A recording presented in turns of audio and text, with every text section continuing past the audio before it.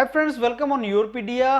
और एक बहुत ही इंटरेस्टिंग वीडियो आप लोगों के लिए जिसमें मैं डिस्कस करूंगा कितना डिफरेंस डल सकता है इंटरव्यू के मार्क्स के बेस पे। इस पर्टिकुलर वीडियो में मैं आपको दो public service commission assistant engineer interviews के रिजल्ट आपको डिस्कस करूंगा। एक Madhya Pradesh public service commission और एक Haryana public service commission recently हुए हैं। और आप जानते हैं योरपीडिया सबसे बड़ा प्लेटफॉर्म है जिसमें इंटरव्यू गाइडेंस दिया जाता है, बच्चों को बताया जाता है। अभी भी इंडिया के अंदर योरपीडिया 4-5 साल से डेडिकेटेडली इस पे काम कर रहा है और हमारे हजारों स्टूडेंट्स सेलेक्ट हुए हैं। लेकिन अभी भी बहुत कम बच्चा इंटरव्यू को सीरियसली लेता है और उसके चलते अपनी छोटी सी गलतियों की वजह से उनका सिलेक्शन नहीं होता और एक एक दो दो साल और वेट करना पड़ता है। और कई बार तो एज के चलते आपका अपॉर्चुनिटी परमानेंटली मिस हो जाती है। इंटरव्यू बहुत इंपॉर्टेंट होते हैं, चाहे एक नंबर का हो। मैं आपको बहुत बार बोल चुका हूं फ्रेंड्स कि आपको अगर बहुत अच्छी जॉब लेनी है जिसके लिए बहुत ज़्यादा कंपटीशन है, और सडनली असिस्टेंट इंजीनियर अपनी होम स्टेट में एक बहुत अच्छी जॉब होती है, तो आपको उसको लाइटली नहीं लेना चाहिए। आपको बहुत अच्छे तरीके से इंटरव्यू देना चाहिए, तैयारी करके देना चाहिए। जैसा मेंटर बताते हैं वैसा करके तैयारी करके जाना चाहिए। कितना डिफरेंस इंटरव्यू में डल सकता है इसका थोड़ा सा आपको मैं यहां पे दो एग्जांपल्स के थ्रू प्रूव करके बताऊंगा। ये आपका 8 जनवरी का 2024 का Madhya Pradesh public service commission का रिजल्ट है, जिसमें असिस्टेंट इंजीनियर के जो बच्चे इंटरव्यू देने गए थे हर कैटेगरी के, उनके मार्क्स रिटर्न में कितने थे और 50 में से इंटरव्यू में कितने आए और ओवरऑल मार्क्स कितने आए उसका डिटेल है और कैटेगरी भी है। जैसे अगर कोई शेड्यूल ट्राइब कैटेगरी है तो 438 नंबर का रिटर्न था, 50 नंबर का इंटरव्यू था और 488 में से नंबर आए फाइनली।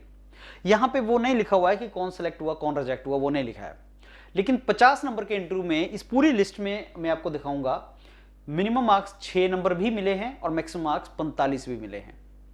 6 नंबर मिनिमम मैंने जो देख पाया और 45 नंबर मैक्सिमम जो मैं देख पाया पूरी लिस्ट के अंदर। 6 से 45 के बीच में आप भी जानते हो 39 मार्क्स का डिफरेंस वहां पे नजर आ रहा है। और सोचो ऐसे बहुत से स्टूडेंट्स हैं जिनको मैं जानता हूं, जिनकी कॉल्स आती हैं कि सर हम 2 नंबर से पास हो गए, मतलब हम कट ऑफ से 2 नंबर, अगर सपोज 488 में से कट ऑफ है 340 तो मैं 342 नंबर लेके पास हो गया। और रिवर्स भी ट्रू होता है कि अगर 340 कट ऑफ है तो मैं 2 नंबर से फाइनली नहीं बना पाया, इंटरव्यू में मेरे नंबर कम रह गए। अब मेरे को यह समझ नहीं आता कि इंटरव्यू की तैयारी करते क्यों नहीं है स्टूडेंट्स, क्योंकि इतना ज्यादा इंपॉर्टेंट है।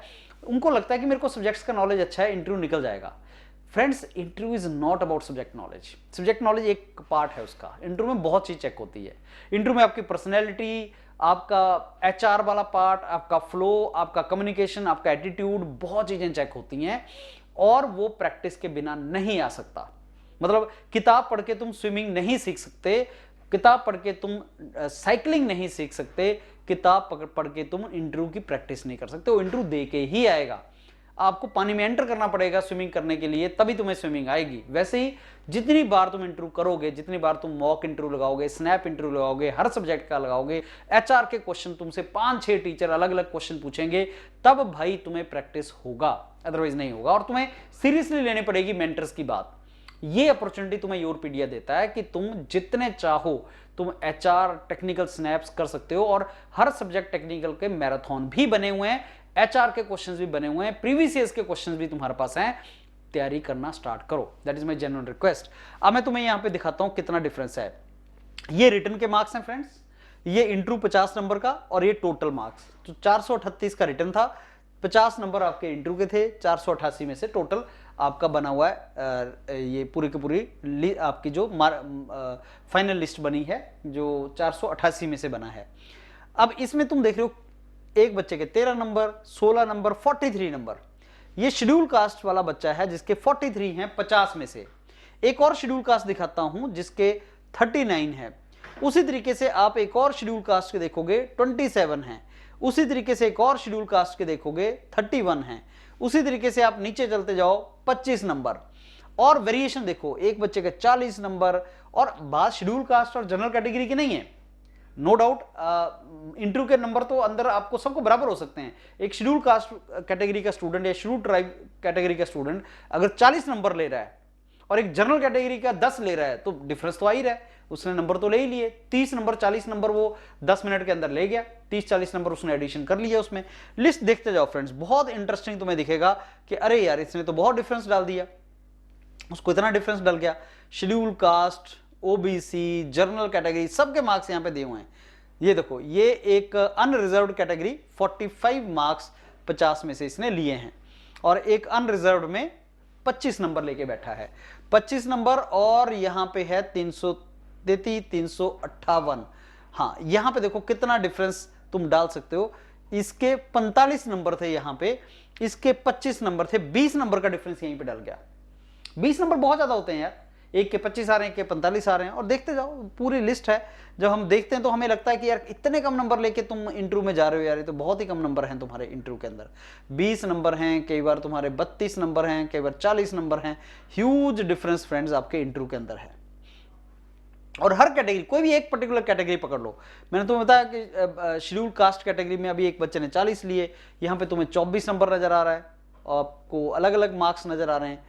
एक ओबीसी का 20 नंबर है, एक 40 नंबर ओबीसी का है। ये 22 नंबर ओबीसी का लेके 346 थे इसमें, और इसमें 300 बेसिकली ये थे। ये देखो, मैं एक टिपिकल केस यहां पे तुम्हें डिस्कस करता हूं ओबीसी को लेके। इस केस को ध्यान से देखना, इसका केस लेते हैं।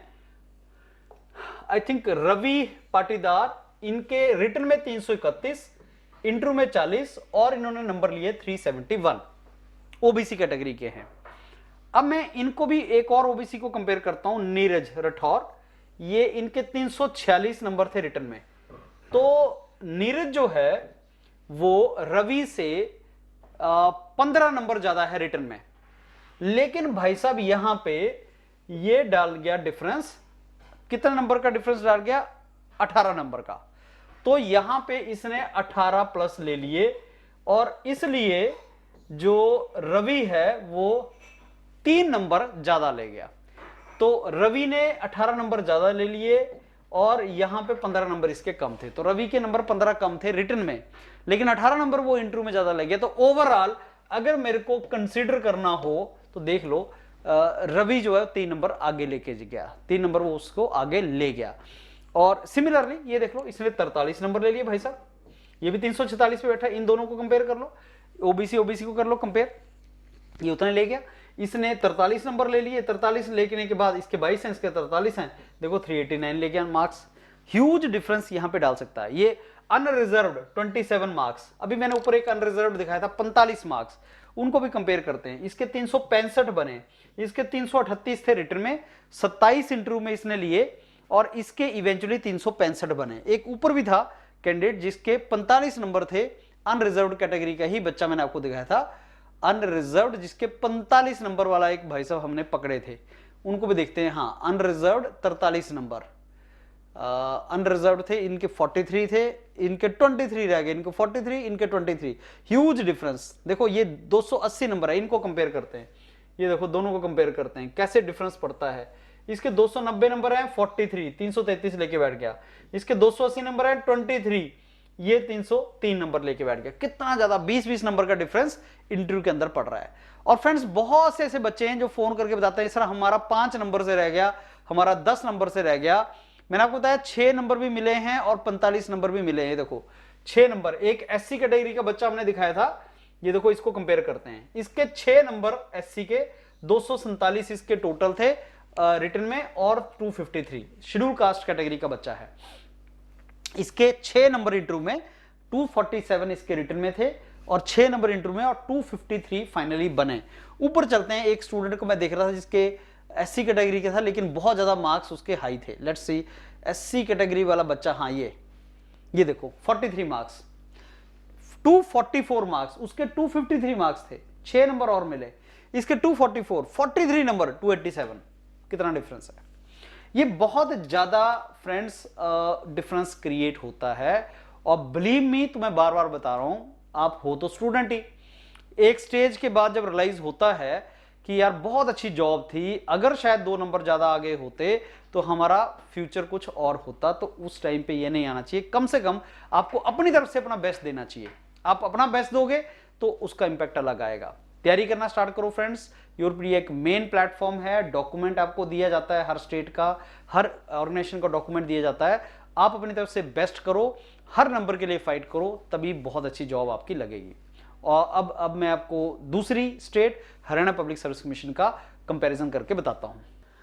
Okay friends, so now Madhya Pradesh का तो मैंने डिस्कस किया आपके साथ। Now let me discuss with you Haryana public service commission का SDE सब डिविजनल इंजीनियर वाला जो पोस्ट आया था, पंचायती राज का जो अभी हुआ है इंटरव्यू, उसमें भी बहुत इंटरेस्टिंग फैक्ट्स हैं जो मैं आपके साथ शेयर करूंगा। और मैं एक ही पर्टिकुलर कैटेगरी को शेयर करूंगा। हरियाणा में रिटर्न मार्क्स थे 87.5 वेटेज और इंटरव्यू का था 12.5 वेटेज। अब देखने से लगता है कि 12.5 वेटेज कम है, तो कोई ट्रबल नहीं है।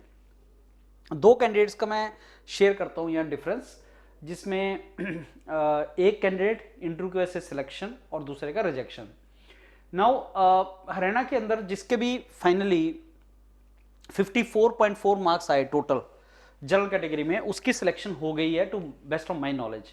54.4 जिसका आया टोटल, उसका सिलेक्शन हो गया है। अब यहाँ पे दो कैंडिडेट जो जनरल कैटेगरी के हैं उनका कंपैरिजन करते हैं। एक कैंडिडेट है ये, आप इनके मार्क्स देखना, ओवरऑल मार्क्स, और दूसरे कैंडिडेट में आपके साथ कंपेयर करूंगा ये, इनको ध्यान से देखो। ये कैंडिडेट मेरी नॉलेज के हिसाब से पास हो गया बिकॉज 54.68 मार्क्स हैं इनके, और दूसरे कैंडिडेट का रिजेक्शन हो गया है बिकॉज उनके 54 मार्क्स नहीं बने हैं। अब ये कार्तिक मक्कड़ जो थे, ये 83 मार्क्स लेके रिटन में 150 में से इंटरव्यू में गए, और इनका जो इवेंचुअली इंटरव्यू में मार्क्स आया वो 5 नंबर से कम आया। और सौरभ जो मार्क्स है उनके रिटन में वो 81.5 थे और 7 नंबर लेके वो इंटरव्यू में आगे गए और 54.68। अब सिलेक्शन रिजेक्शन किस में होती है, मैंने आपको बताया कि अगर 54.4 ओवरऑल मार्क्स है तुम्हारा इंटरव्यू प्लस रिटन का जनरल कैटेगरी में, तो तुम फाइनली सिलेक्ट हो जाओगे। एक स्टूडेंट 1 नंबर से रह गया और एक स्टूडेंट 0.2 मार्क्स से सिलेक्ट हो गया। This is the importance of interview. Madhya Pradesh के केस में मैंने आपको 5 से 45 की रेंज बताई थी, और इस केस में कुछ पॉइंट से तुम सिलेक्ट और रिजेक्ट हो रहे हो। अब मैं आपसे क्वेश्चन पूछता हूं, ऐसे अपॉर्चुनिटीज कितनी बार मिलेंगी? शायद किसी के लिए ये लास्ट ही अपॉर्चुनिटी थी और इसके बाद कभी नहीं मिले। तो इसका मतलब कि तुमने वो लाइटली जो लिया चीज को, उसके चलते मिस हो गया। मैं ये नहीं बोल रहा हूं कि यूरोपीडिया के साथ आप तैयारी कर रहे हैं तो तुम्हारी सिलेक्शन हो जाएगी। I did not say that, understand करो उसको, मैं वो नहीं बोल रहा हूं। मैं सिंपली ये बोल रहा हूं कि आपको हर स्टेज को सीरियसली लेना है, बिकॉज जब स्टूडेंट्स की रिजेक्शन होती है, फिर अगली बार स्टूडेंट आते हैं इंटरव्यू के लिए, वो ये बोलते हैं कि पिछले 3 बार मैं इंटरव्यू में गया, रिजेक्शन हुआ है सर, और मेरे मार्क्स 0.2 0.3 से मैं छूट रहा हूं, पिछले 3 साल से ये चल रहा है। यार 2-3 साल बहुत ज्यादा होते हैं, इवन 1 साल बहुत ज्यादा होता है। सैलरी देखो, ग्रोथ देखो, बाद में तुम SDE 3 साल पहले SDE बनोगे तो आगे प्रमोशन, सैलरी, कितना इंपैक्ट डिफरेंस उसमें पड़ेगा। मैसेज इज इंपॉर्टेंट होता है, चाहे 1 नंबर है। What matters is selection and rejection. जो 0.2 से रिजेक्ट हो रहा है वो रिजेक्ट ही हो रहा है, और जो 0.2 से पास हो रहा है वो पास ही हो रहा है। Don't take any chance. जितनी हो सके तैयारी ढंग से करो। और यूरोपीडिया में भी जो स्टूडेंट आते हैं, रजिस्टर करते हैं, तैयारी स्टार्ट करते हैं, सारे सीरियसली नहीं करते, वो पूरे होल हार्टेडली नहीं करते। उनको बोला गया है कि आप जितने हो सके अनलिमिटेड टेक्निकल स्नैप, HR लगाओ, लेकिन वैसे वो तैयारी नहीं करते, इसलिए डिफरेंस बहुत ज्यादा पड़ जाता है। तो आपको उतना डिफरेंस नहीं डालना चाहिए, आपको अपना बेस्ट देना है, सो दैट आपके कन्वर्ट हो सके और आप फाइनली सिलेक्ट हो सके। सो फ्रेंड्स, मैंने अपना जो पॉइंट था वो रख दिया है 2 एग्जांपल्स के थ्रू। जैसे जैसे और एग्जांपल्स आएंगे मैं आपको सेंसिटाइज करता जाऊंगा कि आपको किस तरीके से आगे प्रिपरेशन करते रहना चाहिए और अपना 100% देना चाहिए इंटरव्यू के लिए, सो दैट आप इसको कन्वर्ट कर सकें। All the very best, thank you.